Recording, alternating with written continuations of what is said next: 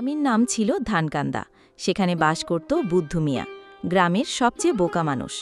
একদিন বুদ্ধু ঠিক করল শহরে গিয়ে বড়লোক হবে। গ্রামের মোড়ল বললেন, বুদ্ধু, শহরে যাওয়ার আগে জ্ঞান অর্জন কর। বুদ্ধু হেসে বলল, জ্ঞান তো আমার ছোলায় আছে। সে একটা খালি ঝোলা নিয়ে শহরে রওনা দিল। বুড়ির সঙ্গে দেখা হতেই বুদ্ধু তো অবাক। বুড়ি বলল, বাবা, এই আপেলটা নাও না প্লিজ। বুদ্ধু বলল, আমার তো টাকা নেই গো, তবে জ্ঞানের গল্প শোনাতে পারি।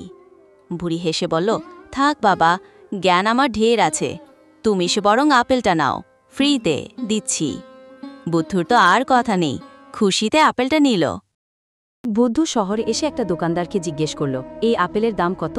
দোকানদার ভেবেচিন্তে বলল, 10 টাকা।